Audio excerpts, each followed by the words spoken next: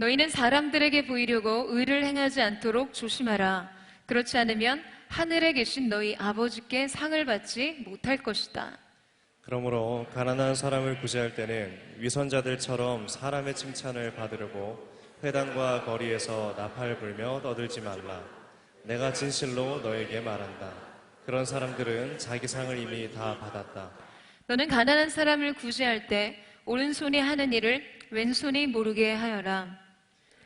내 착한 행실을 아무도 모르게 하여라. 그리하면 남모르게 숨어서 보시는 너희 아버지께서 너희에게 갚아주실 것입니다. 아멘. 할렐루야. 오늘도 우리 가운데 하나님을 기대할 수 있는 믿음과 또 구원의 소망을 주신 주님의 놀라우신 애를 찬양합니다. 우리가 아름다우신 주님 앞에 우리 마음과 뜻과 정성을 다해 우리 감사와 찬양과 영광의 박수 올려주며 나아가겠습니다. 주님의 아름다우신 주님을 찬양합니다. 주님의 보좌를 높여드리며 나아갑니다. 아버지 하나님 찬양과 영광을 올라받아 주시옵소서. 할렐루야. 할렐루야. 사랑하는 여러분, 성령 충만하십시오. 말씀 충만하십시오. 오늘 우리가 하나님의 이 말씀의 거울에 우리의 영혼을 비춰볼 때 우리의 영혼 깊은 곳에 있었던 이 인생의 모든 묵은 때를 벗어버리고 새 영의 기름 부으심으로 말미암아 우리 인생을 새롭게 달려가는 귀한 은혜가 저와 여러분 가운데 있게 되기를 주님의 이름으로 축원합니다. 이 역사상 가장 위대한 기독교 고전이라고 말할 수 있는 것이 있죠. 바로 존 버년의 철로 역정입니다. 그가 꿈으로 본 것을 많은 은유와 또 상징을 통해서 크리스천의 천성으로 가는 여정을 소개하는 그런 내용인데요. 이 멸망의 도시를 떠난 순례자들이 여러 고난을 받으면서 어떻게 천성에 이르는지 또 어떻게 이탈하는지 크리스천의 인생을 아주 직관적으로 보여주는 통찰력 있는 작품입니다. 이 존 버년은 순례자 크리스천이 반드시 거쳐야만 하는 곳에 허영의 시장을 배치해 두죠. 이 순례자들은 광야 끝자락에 이 바알세불이라고 불리는 허영의 도시를 지나가게 됩니다. 아주 1년 내내 시끌벅적하게 장이 열리는 이 마을을 절대 피해갈 수가 없어요. 왜냐하면 이 허영으로 가득 찬 상품들을 파는 이 도시와 시장을 거치지 않고서는요, 시온성으로 갈 수 있는 다른 길이 없기 때문이었습니다. 허영의 시장이라는 이름 그대로 그곳에는 금, 은, 진주, 진귀한 보석과 좋은 집, 좋은 땅, 명예, 승진, 귀족의 칭호, 왕국, 욕정, 모든 종류의 쾌락과 자기 과시, 자기 애로 가득 찬 것들을 전시하고 판매하고 있었어요.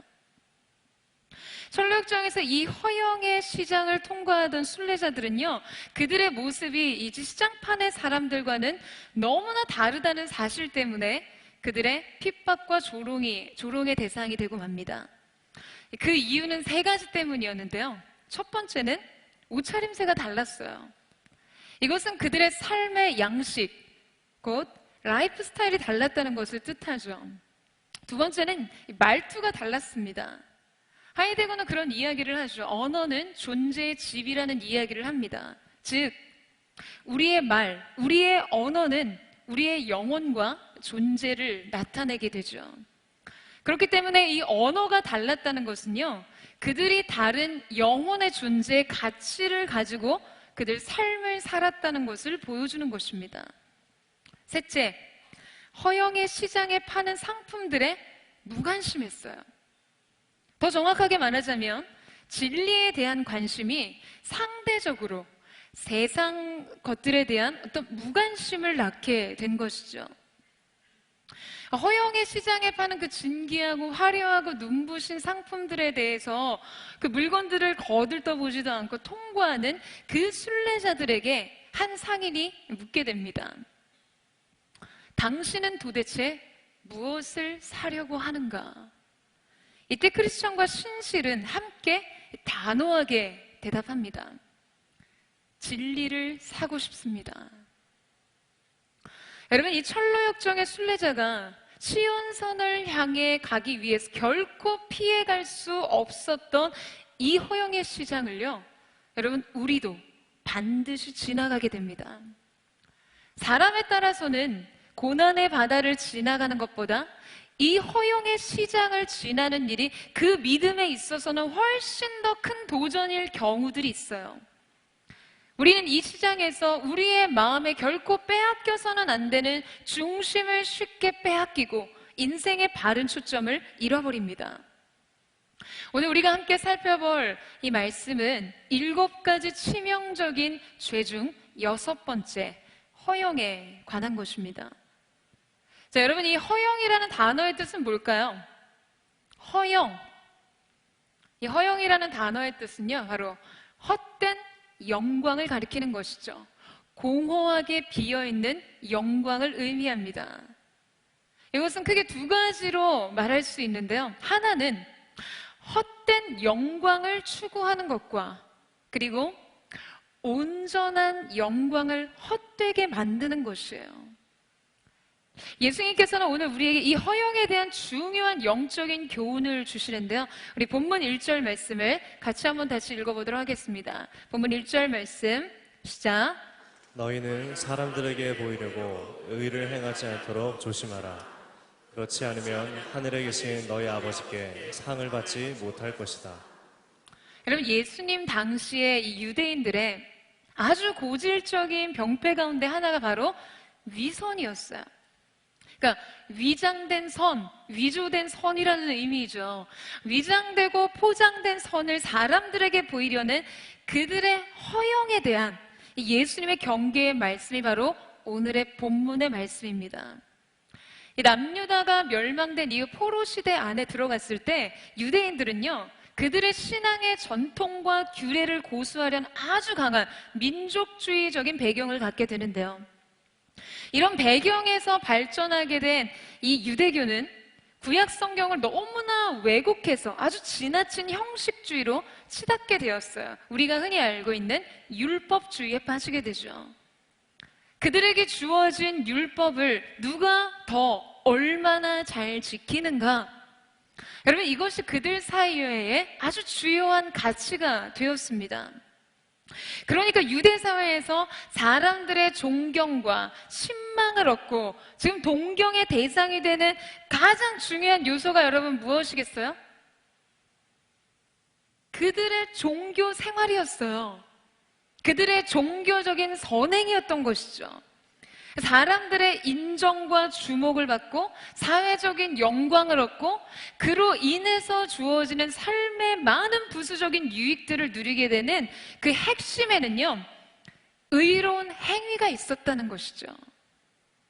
종교적인 열심, 의로운 행동, 가장된 선행. 자, 여러분, 그렇다면 지금 우리의 시대는 어떨까요? 지금 우리의 시대는 뭐 당시 유대 사회와 같이 어떤 종교적인 성향이 강하지 않습니다. 사회적으로 종교적인 것이 과학적이나 이성적인 것보다 훨씬 이렇게 좀 더 저급하게 취급받는 그런 분위기죠. 유대 사회에서 사회 안에 그 주류로 인정받기 위해서는요, 어떤 종교적인 행위에 몰두했던 것처럼 여러분, 우리 사회도 나름의 인정 방식이 분명히 있습니다. 사람들에게 신망을 얻고 부러움을 사는 존재들, 사람들의 워너비. 유대 사회에서 바리새인들이 어떤 종교적인 열심으로 그 사회적인 자기 위치를 공교하게 하려고 집착했던 것 같이 여러분, 우리 시대에도요, 동일한 목마름이 있습니다. 우리 시대에 어울리는 위선을 찾지 않고, 그리고 그 위선을 우리 자신 안에서 캐내지 않고서 여러분, 우리는 쉽게 바리새인들을 비판할 수 없어요.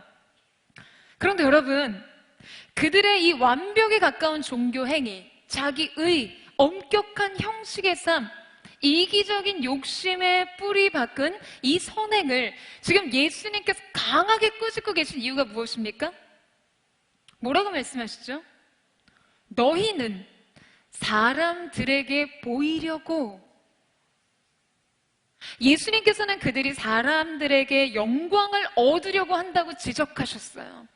사람들에게 주목받고 싶고 사람들에게 인정과 칭찬을 얻으려는 동기, 여러분, 그들에게 있어서 하나님의 말씀, 율법을 지킨다는 것은요, 그냥 자기 과시였을 뿐이었어요. 사람들로부터 어떤 영광스러운 평판을 얻기 위한 대가일 뿐인 거죠. 바로 예수님께서는 이것을 바리새인적인 것이라고 평가하셨습니다. 여러분, 오늘 우리는 이 말씀을 대할 때 우리 마음 안에 깊은 찔림을 느낄 수밖에 없어요. 여러분, 이 시대도 그들과 다를 바가 없습니다. 다만 몰두하는 행위의 성격이 다를 뿐인 거죠. 이 시대의 청년들이 그토록 원하는 삶, 그토록 이루고자 하는 꿈, 여러분, 그것을 가만히 들여다봤을 때 그것이 만약 사람들로부터 영광과 칭찬과 주목을 얻기 위해서라고 한다면 여러분, 우리 역시 바리새인적인 것입니다. 그렇다면 우리는 왜 이런 공허하고 헛된 영광을 구하는 일에 몰두하는 것일까요? 첫 번째로 우리 안에 일어나는 이 어떤 허영의 뿌리는, 그 허영의 뿌리에는 두려움이 있습니다. 거절감에 대한 두려움. 즉, 우리가 진정성 있는 관계의 수용력을 여러분 경험해보지 못했기 때문이죠. 그래서 사람들에게 수용되기 위해 헛된 노력을 하게 되는 것이에요. 여러분이 마르셀 프루스트의 잃어버린 시간을 찾아서라는 소설에 이런 장면이 나오게 됩니다. 이 소설 속에 나오는 이 부르주아 내레이터는요, 귀족 친구였던 생루 후작과 저녁을 먹으러 아주 고급스러운 레스토랑에 가게 되죠. 근데 내레이터가 후작보다 조금 일찍 도착을 했을 때 식당 직원들이 그의 익숙하지 않는 이름과 뭔가 좀 초라해 보이는 차림새를 보고요, 그를 별 볼 일 없는 손님이라고 무시하기 시작합니다. 그래서 그를 차가운 바람이 들이닥치는 이 탁자로 안내하고요, 고의적으로 마실 것이든 먹을 것이든 굉장히 느릿느릿하고 굉장히 성의 없이 갖다 주게 되죠. 그러나 15분 후에 도착한 이 후작이 도착을 해서 바로 그가 나레이터의 친구라는 사실이 드러나 순식간에 식당의 종업원들이요, 완전히 그 태도가 달라져요. 이 내레이터에 대한 가치가 바뀌게 됩니다. 지배인이 다가와서 그의 앞에서 깊이 고개를 숙이고 차림표를 펼치더니 화려한 동작을 섞어가며 주문을 받고요, 심지어는 그의 남루해 보이는 옷을 칭찬하기에 이르게 되죠. 여러분, 이런 속물적 가치체계는 우리가 뭐 이런 소설을 굳이 인용하지 않더라도 우리 사회에 너무나 많이 팽배해 있습니다. 그래서 이 백화점 명품관에 가게 되면 매장에 보이지 않는 스캐너가 존재한다라고 이야기를 해요. 바로 이 손님이 우리 옷을 구입할 만한 이 재력이 되는 사람인지를요, 머리부터 발끝까지 쫙 스캔한 다음에 그 치장된 명품이 얼마나 착용이 되어 있는지를 스캔한 후에요, 그 손님에 대한 응대가 달라진다고 이야기를 합니다. 그래서 혹 그 손님이 자기 이 매장의 클래스와 맞지 않는 사람일 경우에는 뭐 아예 무시하고 응대를 하지 않거나 아주 의도적인 불친절을 표하면서 그들을 멸시하고 그들에게 의도적인 모멸감을 주려고 한다는 거예요. 여러분, 바로 물질을 매개로 말이죠. 여러분, 화나시죠? 그냥 공감되세요? 여러분, 그런데 이런 속물 근성이 우리 안에도 이미 너무 많이 내재되어 있습니다. 이것은요, 그냥 우리 안에 병이에요. 그냥 병이에요. 아주 안타까운 병이에요. 그것은 바로 그들 안에 이런 외적 치장을 통해 누군가에게 수용되고 누군가로부터 거부된 경험들이 쌓여 있었기 때문에 자신도 동일하게 누군가를 배척하거나 인정하게 되는 것입니다. 병든 관계들, 진정성 없는 관계들로부터 진정으로 사랑받고 수용되지 못한 존재들이 여러분, 우리 사회에는 너무나 많아요. 그렇기 때문에 우리는 거절되거나 배척되지 않기 위해서 내 삶이 다른 사람들에게 좀 더 그럴싸해 보이기를 원하는 것이죠. 화려해 보이고 부러움을 살 만한 것들이 되기를 원한다는 거예요. 행복을 가장하기도 하고요. 불행을 과장하기도 합니다. 왜요? 관심 받고 싶어서요. 여러분 한번 생각해 보세요. 이 부모가 갓난 아이를 기를 때 어떻게 하죠? 저는 자식은 없지만 제 조카 둘이 성장하는 것을 가까이 지켜보면서 그리고 온 가족이 그 두 아이를 대하는 태도를 보면서 사람을 존중하고 아껴주는 방식에 대해서 많은 생각을 하게 되었어요. 여러분 보통 아이들은요 똥만 잘 싸도 엄청나게 칭찬을 받습니다. 우리 모두가 그렇게 컸어요. 그러니까 여러분 서러워하지 마세요. 그냥 존재하는 것만으로 무조건적인 애정을 얻을 수 있었어요. 여러분 보통 아이들이 용변을 볼 때 화장실 밖에서 들리는 그 엄마의 추임새를 듣고자 하면 참 묘한 기분이 듭니다. 이건 뭐 변기에 얼굴을 받고 할 수 있는 그런 반응이 아닌 거예요. 변기의 깊은 물속에 뭔가가 낙하하는 순간 이어지는 엄마의 그 추임새, 그리고 그 혀 짧은 소리 있잖아요. 우리 애기 잘해줘요. 뭐 이런 이야기들 있잖아요. 그만큼 지금 뭐 세상에서 이만큼 큰 업적을 남길 수는 없는 것처럼 이렇게 위대한 일을 할 수 없어요. 그냥 잘 먹고 잘 싸기만 해도 세상에 더 이상 그렇게 큰 일을 할 수 없다는 듯이 칭찬을 받습니다. 그런데 아이가 성장하고 어른이 되어가는 과정에서 여러분 아이의 존재에 대한 태도가 어떻게 달라집니까? 여러분 나이가 들면서요 애정은 성취와 관련을 맺기 시작해요. 존재하는 것만으로 무조건적인 애정을 얻을 수 있었던 아이들이요 어른이 되어가면서 타인이 원하는 행동을 하지 않으면 존중받지 못하는 처지에 놓이게 됩니다. 그들은 인정받기 위해서 잘 해내야만 하고요 칭찬받을 만한 행동을 해야만 해요. 점점 존재하는 것 자체 외에 다른 어떤 업적과 성취를 남기지 않으면 사랑받을 수 없는 존재가 되어가는 것이죠.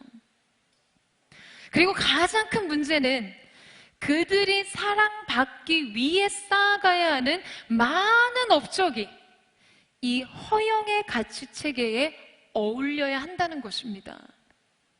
화려한 물질로 치장된 삶, 탄탄한 권력, 계속되는 승진, 사회적인 적절한 보상. 여러분 이것이 세상이 좋아하는 삶의 모습이니까요. 이 벨기에 안 에브르라는 그림책 작가가 있어요. 그 그림책 작가의 인터뷰를 엮은 책을 읽다가 굉장히 인상적인 글귀를 발견했습니다. 이 책의 내용 중에요 이런 질문을 하게 돼요. 이 성장기에 부모로부터 굉장히 큰 응원을 받는 느낌이 있었다는 말을 했는데 특별히 기억에 남는 장면이나 기억이 있냐라는 질문을 하죠. 이 질문에 대한 이 안 에르보의 대답이 저는 굉장히 인상적이고 아주 감동적이었어요. 자, 여러분에게 한번 읽어드려 볼게요. 들어보세요. 유년기는 뭘 이루겠다는 목적의식 없이 세상을 배울 수 있는 유일한 시기입니다. 부모님이 제게 주신 가장 큰 유산은 기다리는 법을 훈련시켜 주신 겁니다. 수익성이나 본전 계산 없이 경험을 내 것으로 소화하는 시간들을 주셨어요. 새소리를 듣기 위해 바위 위에 앉아있다 돌아오는 일, 시냇물을 하염없이 바라보다 돌아오는 일처럼 사회의 기준으로 봤을 땐 아무 쓸모없는 일에 시간을 써도 불안하지 않는 사람이 되게 키워주신 걸 가장 감사하게 생각합니다. 요즘처럼 아이들과 박물관에 가는 작은 일에서조차 결과물과 성과를 원하는 시대에 살다 보니 더욱더 감사하게 느껴지는 경험입니다. 와, 저는 이 구절을 읽는데 진짜 감탄이 절로 나오더라고요, 여러분. 아무 쓸모없는 일에 시간을 써도 불안하지 않는 사람이 되는 거야. 여러분, 이런 사람에게 있어서 타인을 의식한 허영이 있을 수 있을까요? 여러분, 자기 존재의 알맹이로 사랑받아보지 못한 사람은요, 자꾸만 포장에 집착하게 됩니다. 알맹이를 갖기에는 그의 내면의 진짜 중심의 본질을 가꾸려는 노력이 없어요. 자신의 아름다운 인격, 건강한 내면, 사람을 대하는 품위 있는 방식들, 따뜻한 애정, 이런 것들엔 관심이 없어요. 그냥 오로지 자신이 타인으로부터, 사회로부터 배척받지 않기 위해서 자신을 포장하는 일에 집착합니다. 어떻게 보여지는가에 집중해요. 그래서 사회에서는 뭐 어느 정도 성공할 수도 있어요. 그런데 그 안은 텅 비어 있는 거죠. 자신이 건강하게 수용되지 못한 것에 대한 아픔이 있어요. 여러분, 이런 사람들이 보여주는 궁극적인 어떤 대외적, 공적인 이미지는요, 마치 이 종이 한 장처럼 아주 얇은 표면적인 자아입니다. 남들에게 보이기 위한 자기 가면을 유지하는 것은 근본적으로 사람들을 두려워하고 자기 거절감을 두려워하는 자기 방어 기제인 거죠. 여러분, 어거스틴은 허영은 교만만큼이나 부끄러움에 대한 두려움과 겉모습을 지키려는 필요에서 나왔다라고 말했어요. 그러니까 이런 허영은요, 역설적으로 자신을 과시해서 자신 없는 진짜 자기가 드러나는 것을 막으려고 하는 것이죠. 이해되세요, 여러분? 이해되세요? 자, 그렇기 때문에 이 허영이 왜 죄인가? 이것을 유지하기 위한 거짓, 은폐, 연출, 자기 치장, 자기 포장이 그의 삶을 지배하기 때문입니다. 하나님 앞에 진실하고 정직할 수 없어요. 사람들 앞에서 단 한순간도 진실한 자기 모습으로 나아갈 수 없습니다. 그래서 허영이 가득 차면 사람들 앞에 의도적으로 자신을 널리 드러내지만 사실 진실된 자신을 보여주는 것은 아니에요. 자신이 누구인지 철저하게 숨기고 감춰둡니다. 그러니까 사람들의 사탕 발림과 같은 인정과 칭찬에 막 마음이 우쭐해져서 금방 기분이 좋아졌다가도요, 사람들의 시선과 관심이 조금만 다른 곳으로 향하면 다시 굉장히 불안해지고 외로워합니다. 여러분, 이런 사람들은요, 알고 보면 정말 외로워요. 여러분, 그렇다면 우리가 과연 자신을 거짓되이 포장하지 않고 진실한 관계 안에서 자신을 성장시키기 위해서는 어떻게 해야 하는 것일까요?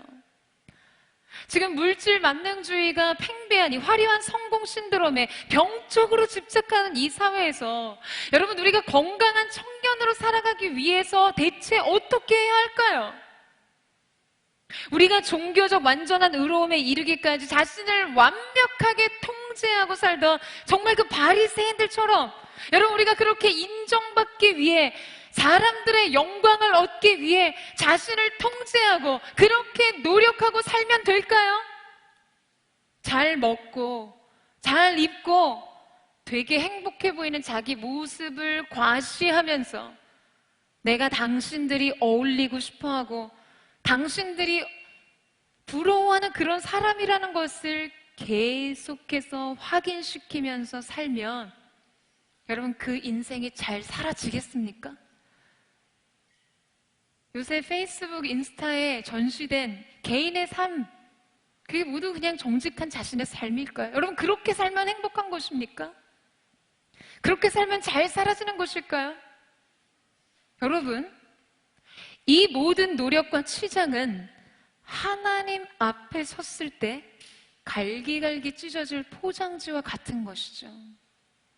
결국 그분 앞에서 평가되는 것은요, 그 안에 다른 내용물인 것입니다. 자, 여러분 2절 말씀을 한번 보시겠어요? 우리 2절 말씀을 같이 한번 읽어보겠습니다. 시작. 그러므로 가난한 사람을 구제할 때는 위선자들처럼 사람의 칭찬을 받으려고 회당과 거리에서 나팔 불며 떠들지 말라. 내가 진실로 너희에게 말한다. 그런 사람들은 자기 상을 이미 다 받았다. 여러분 예수님 이렇게 말씀하세요. 이들은 자기 상을 다 받았습니다. 그들은 영광스러운 상급을 사람들의 환호와 시선으로 대체했어요. 여러분 이게 얼마나 비참한 결과입니까? 여러분 공감이 되세요?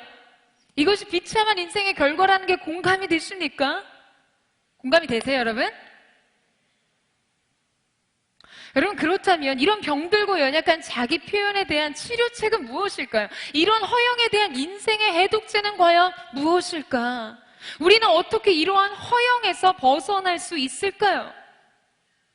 여러분, 그것은 자기 부족과 연약함을 인정하고 있는 모습 그대로 하나님과 사람 앞에서 서는 용기를 갖는 것이에요.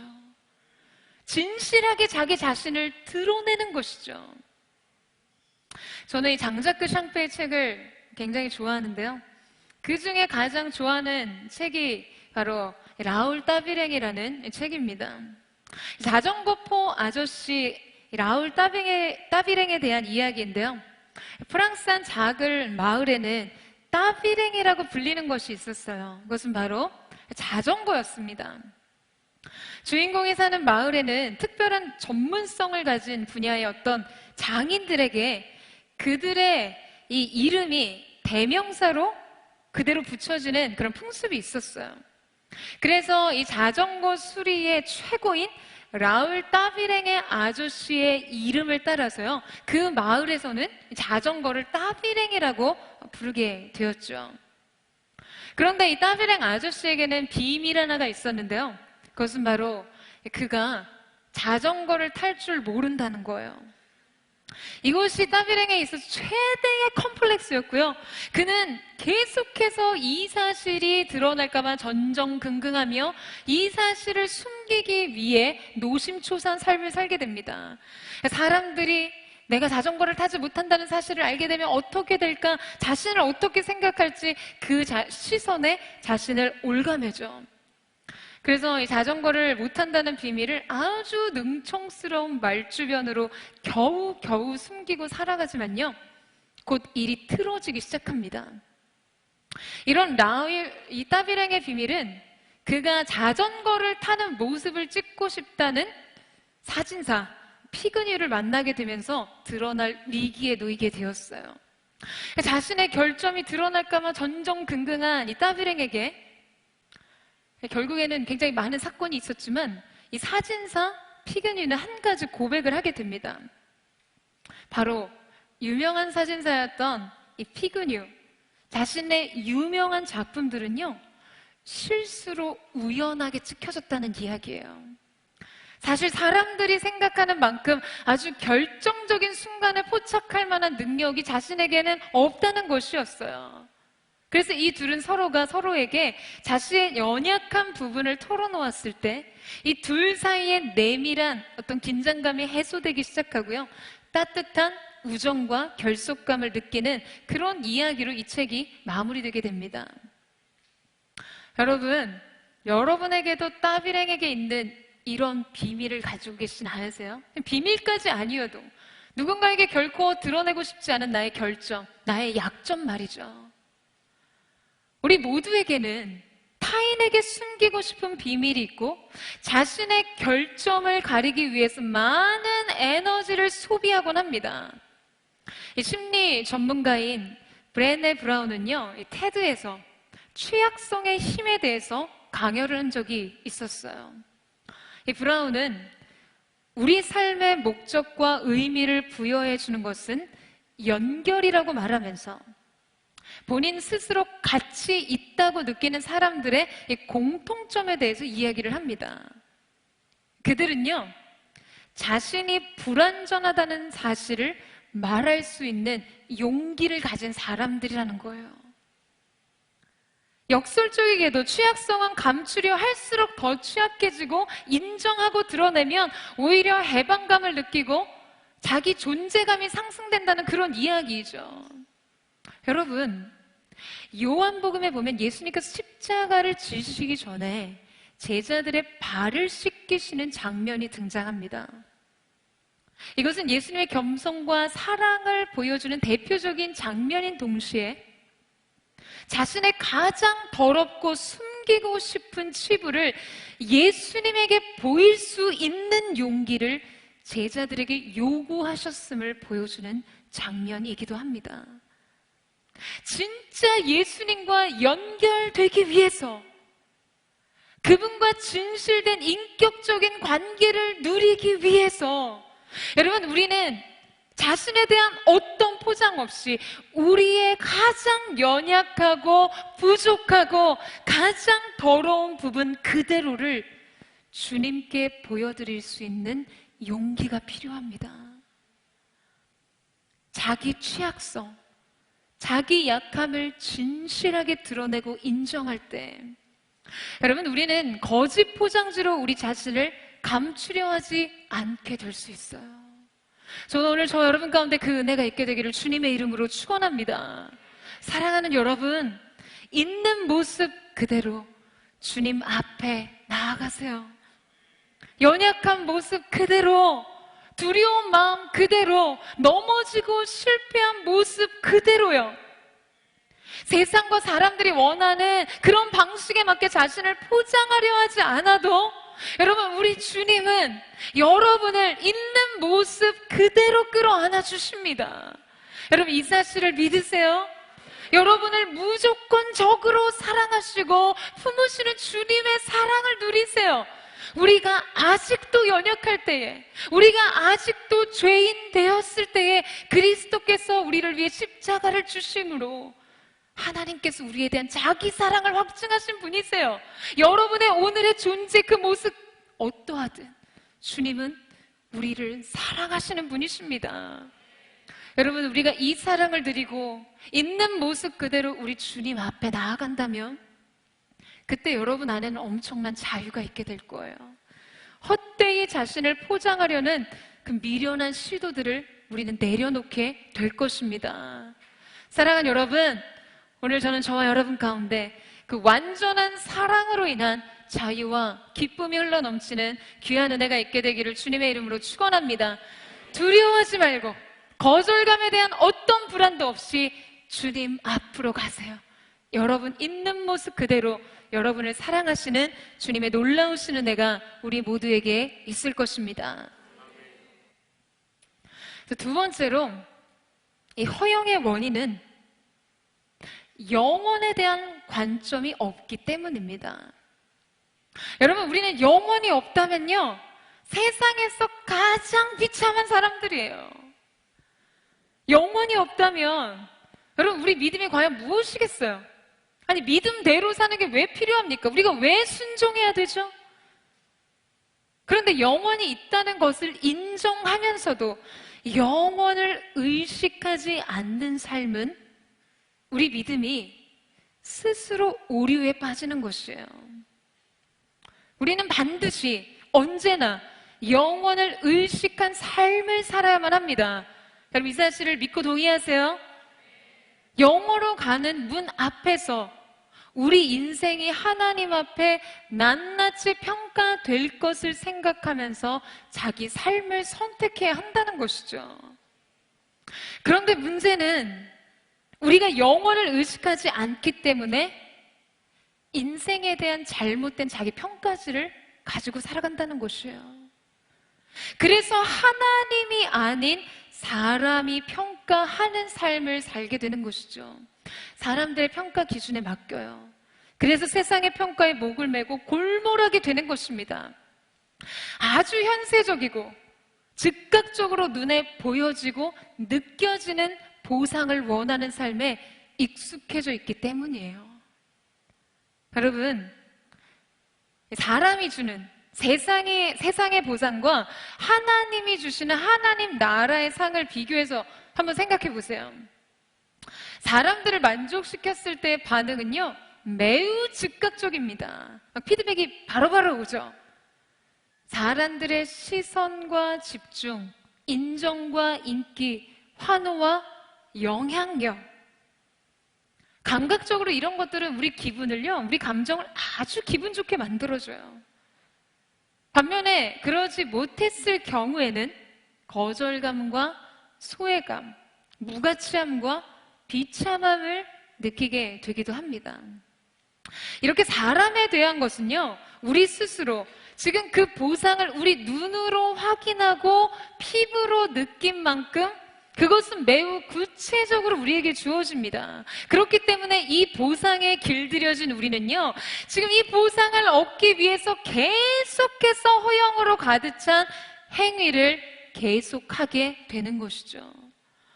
자, 그런데 여러분 생각해 보세요. 하나님이 주시는 상은 어떻습니까? 우리가 하나님의 평가와 칭찬을 의식한 어떤 탁월한 행동을 했다고 해서 여러분 우리 삶에 즉각적인 축복과 어떤 번영이 찾아오는 것은 아니에요. 마치 우리가 자신을 잊을 때까지 기다리시는 것처럼 우리의 기대를 만족시켜 줄 만한 보상은 없는 것처럼 느껴질 때가 너무나 많습니다. 게다가 여러분 하나님이 주시는 상은요, 우리가 원하는 거랑 다를 때가 많아요. 하나님은 우리가 원하는 것을 주시기보다 우리에게 정말 필요한 것을 주시는 분이시기 때문입니다. 그러니까 재미가 없어지는 거예요. 반응도 느리고 자극적인 흥분과 즐거움을 주는 보상도 아니에요. 피부로 느껴지지 않아요. 너무 더디 옵니다. 역으로 우리가 무언가 잘못했을 경우에도 마찬가지예요. 당장의 삶에 어떤 손실과 어떤 피해가 없어 보여요. 그러지 않으세요? 그렇기 때문에 우리는 하나님의 절대 주권의 힘을 체감하지 못한 채 그냥 마음대로, 생각대로, 느껴지는 대로, 보여지는 대로 그렇게 우리의 인생을 막 살게 됩니다. 그렇게 우리의 삶을 추구하고 살게 되는 것이죠. 사랑하는 여러분, 그러나 기억하셔야 돼요. 주님의 진짜 보상은 영원에 있습니다. 영원한 삶의 존재예요. 그리고 영원히 존재합니다. 영원으로부터 영원까지요. 사람이 주는 보상은, 세상이 주는 상은 여러분 일시적인 거예요. 그것은 결코 보존되거나 영원할 수 없습니다. 그것은 일순간에 사라져버리는 것들이에요. 여러분 아멘 하셔야죠. 말씀은 우리에게 이야기하죠. 그런 사람들은 자기 상을 이미 다 받았다. 그들이 아무리 결과적으로 선한 것, 좋은 것을 이루고 성공적인 삶을 살았을지는 모르지만 사람에게 칭찬받고 박수 받는 것 외에는 상이 없다는 것이에요, 여러분. 그때 느껴지는, 그때 누리는 그 우쭐하는 감정, 기분 좋은 기분, 그 잠깐의 즐거움으로 끝난다는 것이죠. 결국 우리의 삶을 인정해 주시고 평가해 주시는 하나님 앞에서는 얻을 것이 없어요. 여러분, 그래서 바로 이것이 헛된 영광인 것입니다. 공허하게 비어있는 영광이죠. 성경에서 등장하는 헛되고 헛되니, 헛되고 헛되니, 모든 것이 헛되다고 이야기하는 전도서의 이야기와 성경에 기록된 이 헛되다라는 히브리 단어 헤벨은요, 여러분 이 추운 겨울에 여러분이 이 입김을 후 하고 불면 잠시 이 포물선을 그리다가 사라지는 것을 여러분 잘 보시죠? 이 공기 중에 차가운 공기에 후 하고 입김을 불었을 때 잠깐 나타났다 사라지는 바로 그것. 헤벨이라는 단어가 바로 이 장면을 묘사하는 단어입니다. 잠깐 있다가 사라지는 것이죠. 절대 보존될 수 있거나 붙잡을 수 없는 것이에요. 야고보서 4장 14절 말씀에 이 야고보의 증언처럼 잠깐 보이다가 사라지는 안개와 같은 것이 바로 우리 인생의 실체, 인생의 영광, 영화와 같은 것이죠. 여러분, 그래서 허영, 즉 헛된 영광은 잠깐 보이다가 사라지는 안개와 같은 것입니다. 아무리 아름답고 화려하고 가치 있어 보여도 그곳은 영원하지 않다는 것이에요. 최근에 나온 이 애니메이션 철로 역정의 내용을 보게 되면 이 허용의 시장을 지나기 전에 이 전도자가요, 순례자 크리스천에게 권면하는 내용이 등장합니다. 그곳엔 인간을 유혹하는 모든 것들이 있다네. 자기 과시는 금물이라는 것을 잊지 말게. 많은 이들이 한쪽 눈은 영원에 두고 한쪽 눈은 이곳에 두었다가 실족했다네. 여러분, 우리도 영원한 것, 하나님이 주시는 영광의 상을 온전히 바라보고 구하지 않는다면 우리도 이 세상의 허용의 시장에서 실족하고 말 것입니다. 그렇기 때문에 허용을 이기는 치료제는 무엇인가? 우리 3절에서 4절 말씀을 같이 한번 읽도록 하겠습니다. 3절에서 4절 말씀 시작. 너는 가난한 사람을 구제할 때 오른손이 하는 일을 왼손이 모르게 하여라. 그래서 내 착한 행실을 아무도 모르게 하여라. 그리하면 남 모르게 숨어서 보시는 너희 아버지께서 너희에게 갚아주실 것이다.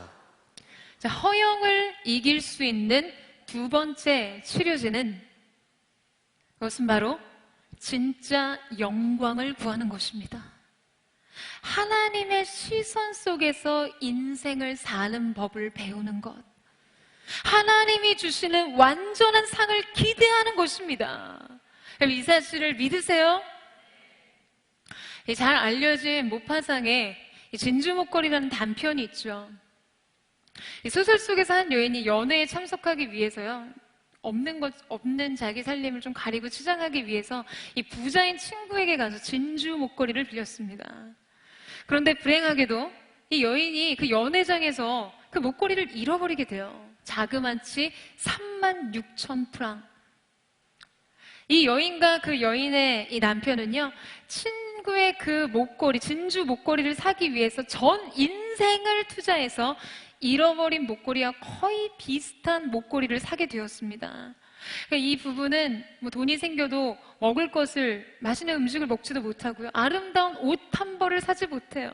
10여 년의 시간 동안 그들은 그 엄청난 가격의 진주 목걸이를 사기 위해 불철주야 막노동판에 일을 하고 아주 고생하게 돼서 마침내 그 진주 목걸이를 사게 되었죠. 이 여인이 마침내 산 그 진주 목걸이를, 구입한 목걸이를 가지고요, 그 친구에게 찾아갑니다. 근데 친구가 이 여인 얼굴 딱 보니 너무 얼굴이 상하고 늙어 보이는 거예요. 아니, 왜 이렇게 얼굴이 늙어 보이냐고 이야기를 했어요. 그 말에 이 여인이 친구의 말을 듣고 눈물을 흘리며 말합니다. 내가 그 진주 목걸이를 내밀면서 내가 이렇게 늦게 목걸이를 가지고 와서 미안하다라고 이야기를 했어요. 그 목걸이를 받은 친구는 깜짝 놀라면서 아니, 왜 이런 목걸이를 가지고 왔냐라고 이야기를 해요. 자신이 빌려준 목걸이는 가짜 목걸이여서 500프랑도 하지 않는다고 말한 거죠. 그 말을 들은 부부는요, 거의 실신 상태에 빠지게 되었습니다. 여러분, 누가 이 여인의 인생을 보상해 줄까요? 누가 이 여인의 인생을 보상해 주겠습니까? 여러분, 이 이야기를 들었을 때 여러분 마음이 어떠셨어요? 너무 안타깝지 않으세요? 젊음의 생기와 신성한 노동이 고작 가짜 진주 목걸이를 위해 쏟아 부어줬어요. 무엇보다도 가장 안타까운 것은 이 여인의 인생의 시간인 거죠. 그의 삶의 시간이 허비되었어요. 낭비되었어요. 돌이킬 수 없는 손실이었습니다. 그것을 얻기 위해 모든 것을 쏟아 부었는데 그럴 필요가 없었던 거죠. 가치 없는 것을 위해서 인생의 시간이 허비된 것만큼 여러분, 우리 인생 속에 공허하고 허무한 것이 어디 있겠어요? 그런데 여러분, 우리의 인생이 이와 같을 수 있다는 사실을 반드시 명심하십시오. 여러분 꼭 기억하세요. 여러분이 지금 안달하며 쫓고 있는 바로 그것이 과연 그럴 만한 가치가 있는 것인가? 여러분 점검하셔야 돼요. 내 인생의 시간과 자원이 있도록 쏟아 부어줘도 될 만한 것인지를 생각해 보셔야만 합니다. 전능자의 그늘이라는 책의 주인공이죠. 우리 시대의 아름다운 순교자 짐 엘리엇의 이야기입니다. 1950년대 명문 기독교 대학인 휘튼 대학을 수석으로 졸업한 그는요, 친구 4명과 함께 한 번도 복음을 듣지 못한 이 중남미의 에콰도르 아우카 인디언들에게 들어가게 됩니다. 그러나 안타깝게도 이 강가에서 그들 모두는 아우카 인디언에게 살해를 당하죠. 그들 모두에게는요, 호신용 권총을 허리에 차고 있었지만 아무도 그 권총을 뺀 흔적이 없었어요. 사랑의 대상이자 선교의 대상, 아직 복음을 알지 못하는 그들에게 총을 겨눌 수 없었던 것이었어요. 대신 그들에게 자기 생명을 내어줍니다. 이 소식이 알려졌을 때 라이프지의 한 기자는 이 사건을 취재하면서 이 얼마나 낭비인가 라고 말했어요. 이때 짐 엘리엇의 아내가 여러분 뭐라고 대답했을까요? 아니요, 낭비가 아닙니다 라고 말하면서 남편 짐 엘리엇이 대학생 시절에 썼던 일기 한 대목을 공개했습니다. 거기에는 이런 기도문이 적혀 있었는데요. 주님, 높은 자리에 오름으로 성공하는 사람이 아니라 저의 삶이 하나님의 가치를 드러내는 인생 되게 하소서. 그리고 이어지는 그 유명한 고백이 나옵니다. 결코 놓치지 말아야 할 것을 위해 결국 붙들 수 없는 것을 버리는 자는 결코 어리석은 자가 아니다. 영원한 것을 위해 영원하지 않는 것을 버리는 사람은 결코 어리석은 사람이 아니다. 나의 가치가 아닌 하나님의 가치를 드러내는 인생. 여러분, 이것이 진짜 우리의 영광입니다.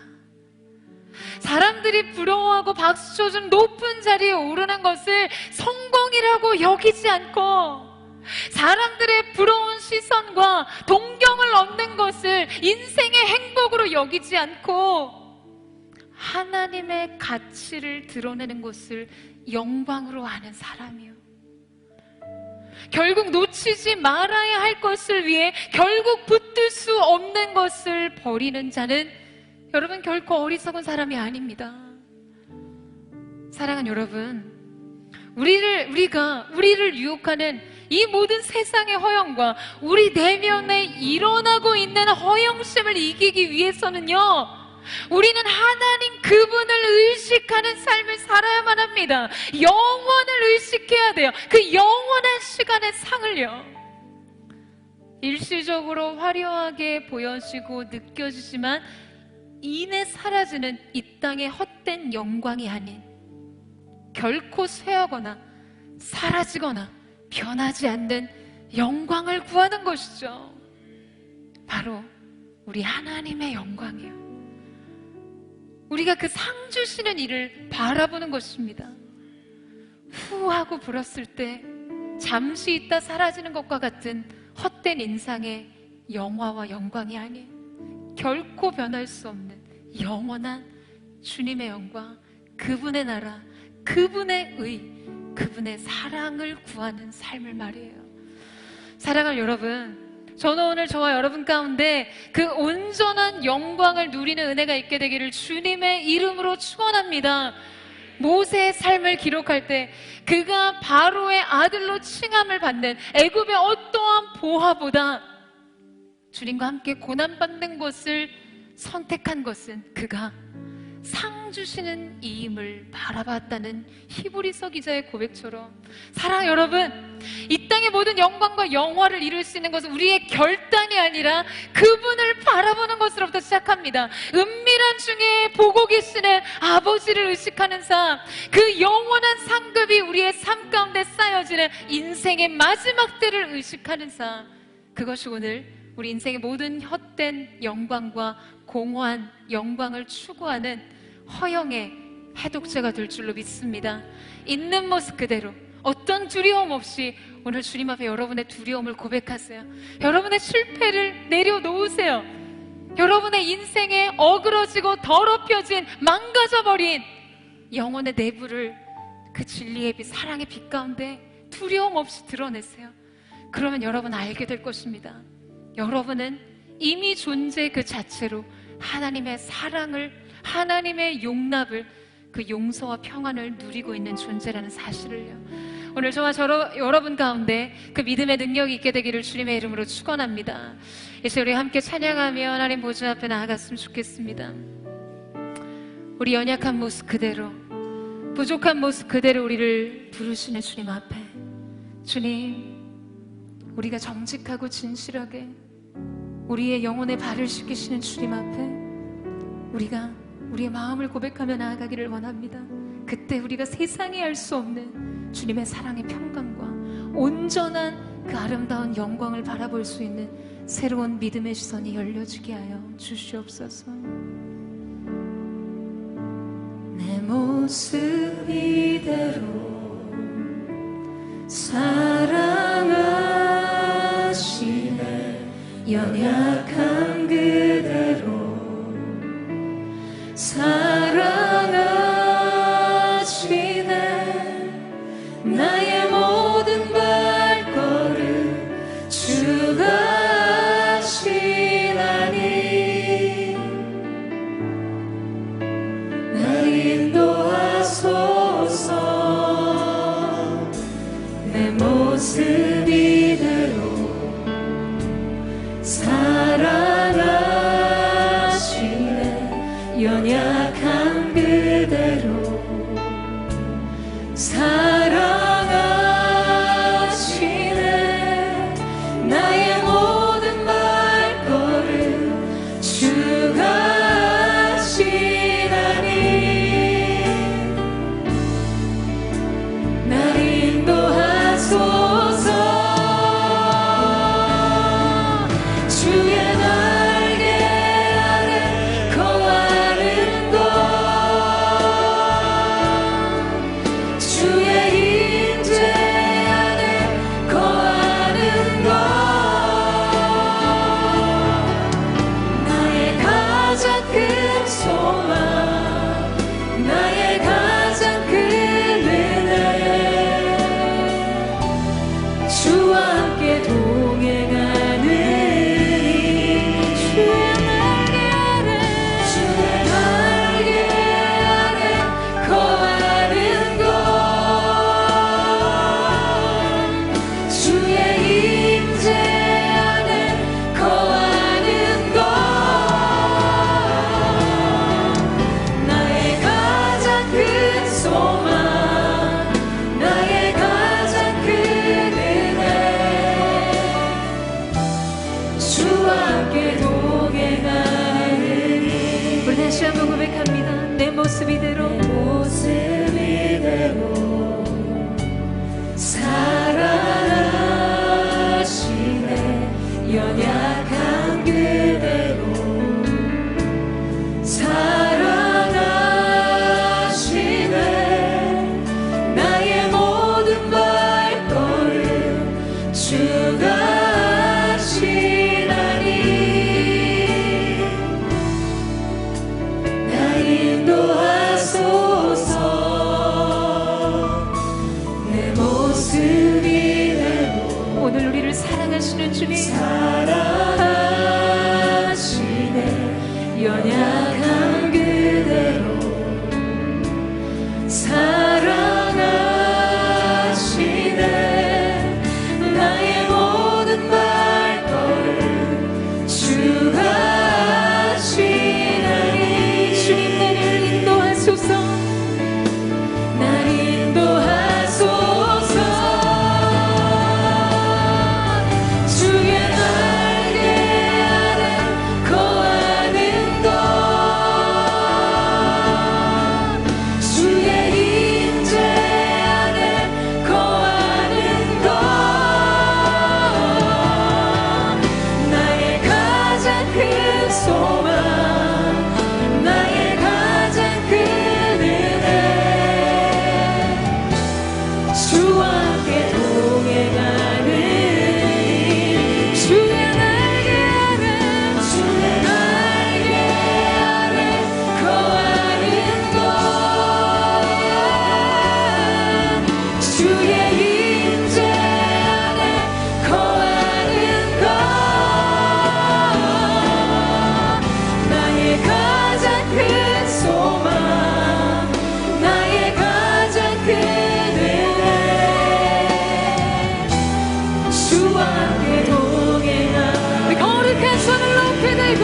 주의 임재 안에 주님 이 시간 주님의 그 사랑의 날개로 우리를 품어주십시오.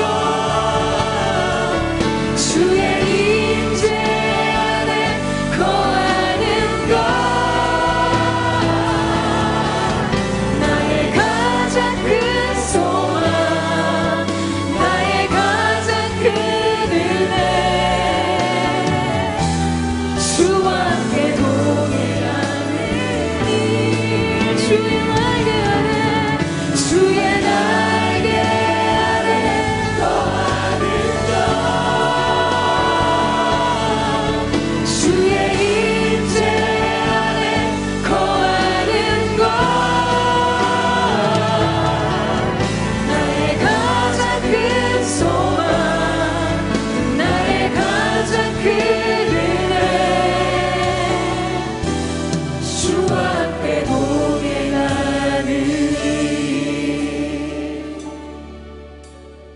사랑하는 주님, 주님은 우리 가운데 말씀하셨습니다. 우리가 아직도 죄인 되었을 때에, 우리가 아직도 연약할 때에 주님은 우리 가운데 십자가의 사랑으로 우리를 향한 아버지의 사랑을 확증하셨습니다. 오늘 우리가 우리의 연약함 때문에, 우리가 우리의 죄악 때문에, 우리가 우리의 결핍과 부족 때문에 하나님 앞에 진실하게 서지 못하도록 우리를 속이는 모든 어둠의 결박에 모든 속박이 끊어지게 하여 주시고 우리를 용납하시고 있는 모습 그대로 사랑하는 딸아, 사랑하는 아들아, 너는 있는 모습 그대로 내게로 오라 말씀하시는 주님, 우리를 용납하시고 용서하시고 그 사랑의 날개로 품으시는 아버지 앞으로 나오라고 말씀하시는 그 하나님의 사랑의 초청을 받기를 원합니다. 허울 좋은 인생의 허영의 옷을 벗어버리고 하나님께서 더럽혀진 여호수아의 옷을 새롭게 아름다운 옷으로 지어 입으신 것처럼 찬란한 영혼의 영광으로 오늘 우리의 영혼의 옷을 입히시는 하나님 앞에 우리가 우리의 마음을 고백하며 나아갑니다. 사랑하는 여러분, 연약해도 괜찮아요. 두려워도 괜찮습니다. 부족해도 괜찮아요. 여전히 우리 안에 드리워진 죄악의 그늘로 인해 하나님의 사랑과 용납을 받을 수 없다고 생각하는 모든 거짓 속삭임을 내려놓고 예수님을 향해 가세요. 그 십자가의 사랑이 두 팔을 벌려 여러분을 영접하고 있습니다. 아버지의 사랑이 나타나지 그 예수님의 십자가를 바라보며 이 시간 우리가 두려움 없는 사랑 앞에 달려가는 은혜가 있게 되기를 원합니다. 우리 그 마음을 고백하며 주님, 내가 정직하게 나의 연약함과 내 인생의 두려움을 주님 앞에 고백합니다. 내 인생의 죄악을 고백하며 나아가느니 주님 역사하시고 나를 받으시고 품어 주시옵소서. 우리 전심으로 주의 한 마음을 짓고 합심하여 동상으로 기도하겠습니다. 주여,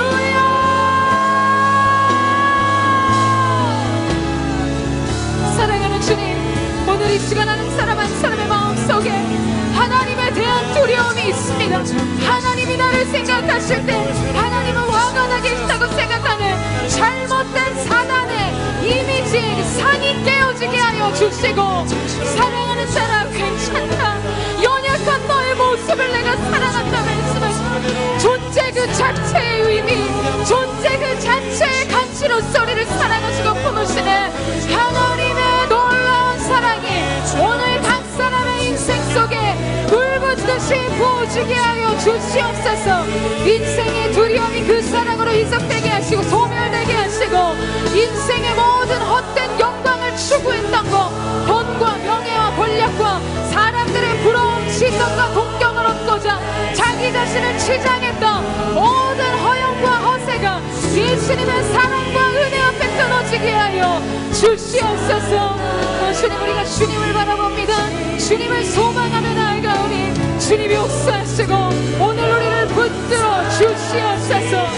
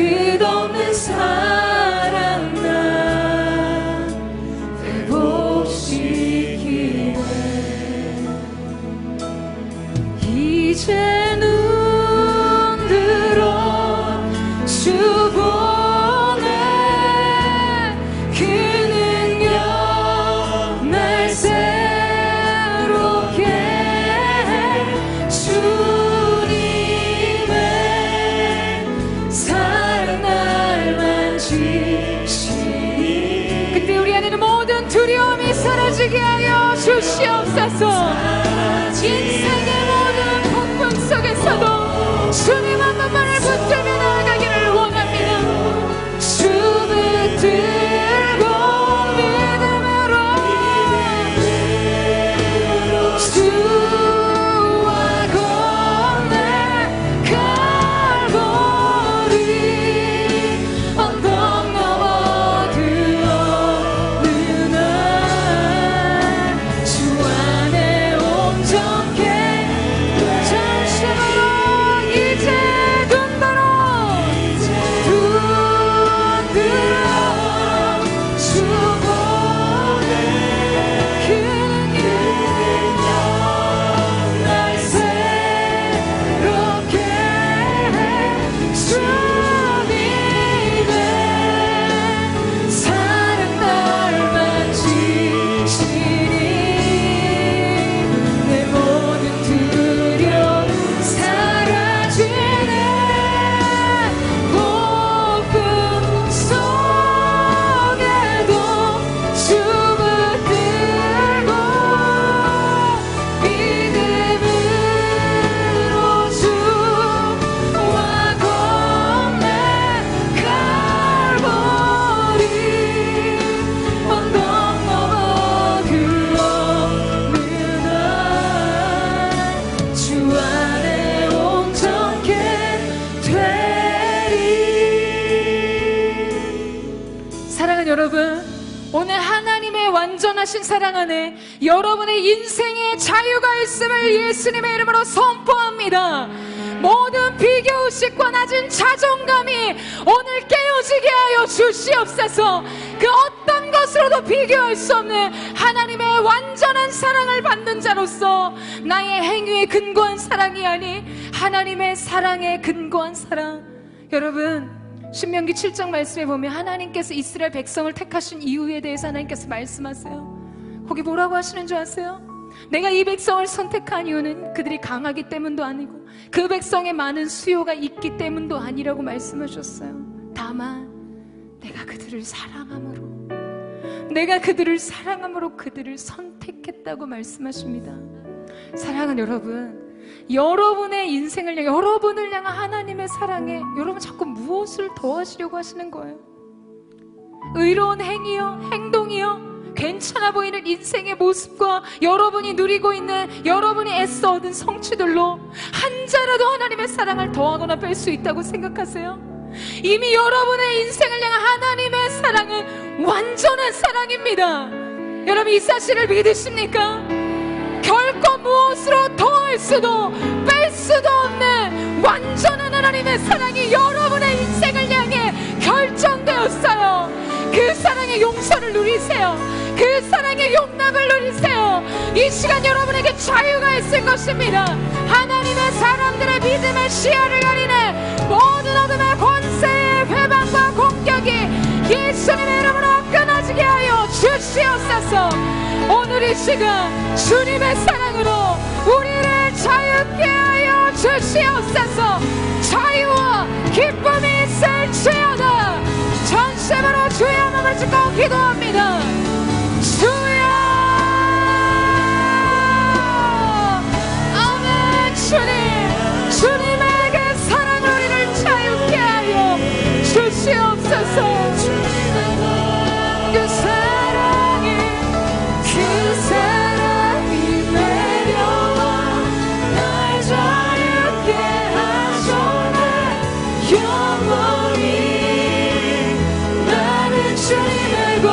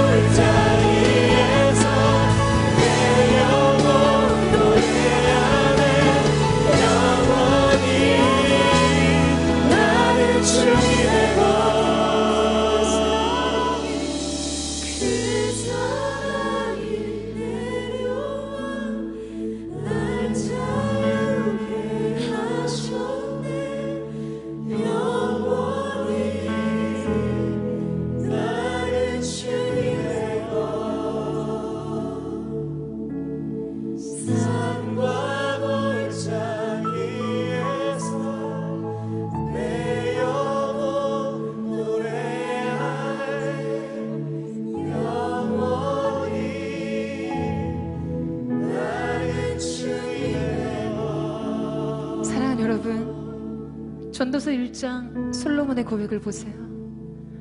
해 아래서 내가 그 인생을 보니 헛되고 헛되고 헛되고 헛되니 모든 것이 헛되라고 얘기하고 있어요. 그가 인생에서 누렸던 많은 부귀와 영화와 권력과 모든 것을 얻은 것 같았지만, 여러분, 해 아래에 있는 인생 속에서 완전한 것을 구할 수는 없습니다. 모든 것은 쇠하고 풀은 마르고 꽃은 시들듯 인생의 영화는 그렇게 시들고 그렇게 버려집니다. 그러나 여러분, 영원히 변하지 않는 것이 있어요. 결코 변할 수 없는 것이 있습니다. 사랑하는 여러분, 무엇을 구하는 인생을 살기를 원하세요? 여러분, 무엇을 구하는 인생 살기를 원하십니까? 이 시간 우리가 하나님 앞에 결정하며 기도하며 나아가기를 원합니다. 사랑하는 주님, 우리가 이 세상의 허영의 시장을 지날 때 한쪽은 영원한 삶을 바라보며 한쪽은 허영의 시장을 바라보며 우리의 중심을 빼앗겨 실족하는 자들이 되지 않게 하여 주시옵소서. 영원한 나라, 영원한 삶, 영원한 영광, 상 주시는 이를 바라보며 나아갈 수 있도록 역사하여 주시옵소서. 여러분이 마지막 기도를 드릴 때 다 같이 그 자리에 일어나겠습니다. 우리가 결정하자. 하나님, 나의 눈을 영원을 향해 둡니다. 영원한 시간을 향해 둡니다. 그 나라를 향해 나의 마음을 둡니다. 하늘의 문을 여시고 우리의 영혼의 눈을 그 영원한 삶을 향해 바라보게 하여 주시옵소서. 전심으로 주여 세 번 외치고 합심하여 통성으로 기도하겠습니다. 주여, 주여, 주여. 청년이 무엇으로 그의 인신을 깨끗게 하오리까? 영원하신 주의 말씀으로 가능합니다. 오늘 이 시간 하나님의 사람들이 믿음의 눈을 들어 주님 봅니다. 영원 너머의 영원, 영원하신 주님을 사모하며 바라보며 나아가오니 역사하여 주시옵소서. 기름 부으소서. 입체하소서. 영광을 받아 주시옵소서. 주님께 잊지 못할 일은 없도다. 주님, 그렇습니다. 우리의 삶이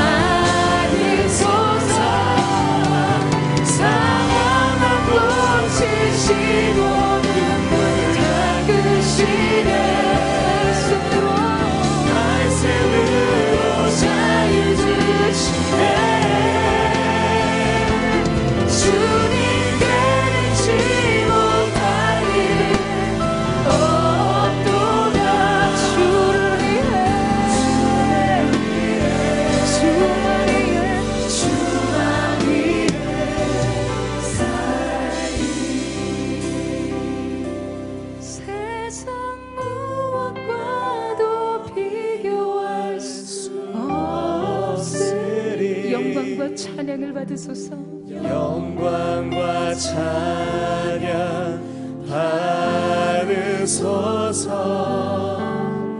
상함만 고치시고 눈물 닦으시네. 말씀으로 자유 주시네. 주님께 시 못할 일은 없도다. 주를 위해 주만 위해 살리. 그 후에 내가 내 영을 만민에게 부어주리니 너희 자녀들이 장래일을 말할 것이며 너희 늙은이들은 꿈을 꾸며 너희 젊은이는 이상을 볼 것이며 그때에 내가 또 내 영을 남종과 여종에게 부어줄 것이며 내가 이적을 하늘과 땅에 베풀리니 곧 피와 불과 연기로다. 여호와의 크고 두려운 날이 이르기 전에 해가 어두워지고 달이 핏빛같이 변하리오냐. 누구든지 여호와의 이름을 부르는 자는 구원을 얻으리니 이는 나 여호와의 말대로 시온산과 예루살렘에서 피할 자가 있을 것이며 남은 자 중에 여호와의 부름을 받은 자가 있을 것임이라. 사랑하는 여러분, 오늘 하나님께서 이 마지막 날 여호와의 때에 남종과 여종에게 부으시는 성령의 신이 오늘 하나님의 영광을 위해 살기로 결정한 여러분 위에 있음을 예수님의 이름으로 선포합니다. 하나님이 이 시대 가운데 찾으시는 남은 자들이 일어나게 하여 주시고 여호와의 부름을 받은 자가 오늘 사랑하는 믿음의 공동체를 통해 일어나게 하여 주시옵소서. 하나님이 나라와 민족 속에 이들을 사용하여 주셔서 사회 각계 각층 모든 분야의 영적 리더십이 일어나게 하시고 이들을 통해 이 나라와 민족과 열방에 하나님의 영광이 나타나게 하여 주시옵소서. 인생의 풀갓꽃처럼 시들어 말라버리는 헛된 영광을 구하지 않고 하나님의 영광, 영원한 삶을 구한 하나님의 사람들을 아버지 손에 의탁하며 나아가오니 주님, 상 주시는 이를 바라보며 믿음의 경주를 계속해서 달려가는 아름다운 하나님의 사람들 되게 하여 주옵소서. 오늘 우리가 이 마음으로 주님 앞에 구별된 물질을 드립니다. 이 물질이 쓰임받는 모든 곳에 하나님의 나라가 확장되게 하시고 주님의 변함없는 영광만이 나타나게 하여 주옵소서. 이제는 우리 구주 예수 그리스도의 은혜와 우리 하나님 아버지의 무한 극진하신 사랑하심과 성령의 감화 감동 교통케 하시며 충만케 하신 은혜가 인생의 허영에 외로운 가면을 벗어버리고 주님을 바라보며 영원한 삶을 소망하며 주를 위해 살고자 결단한 사랑하는 SNS 공동체 믿음의 청년들, 이들의 심령과 이들의 손의 수고와 이들의 가정과 이들의 미래 위에 오늘도 복음을 위해 땅끝까지 복음을 전하시는 모든 선교사님들의 삶 위에 이제로부터 영원토록 함께 하시기를 간절히 축원하옵나이다. 아멘.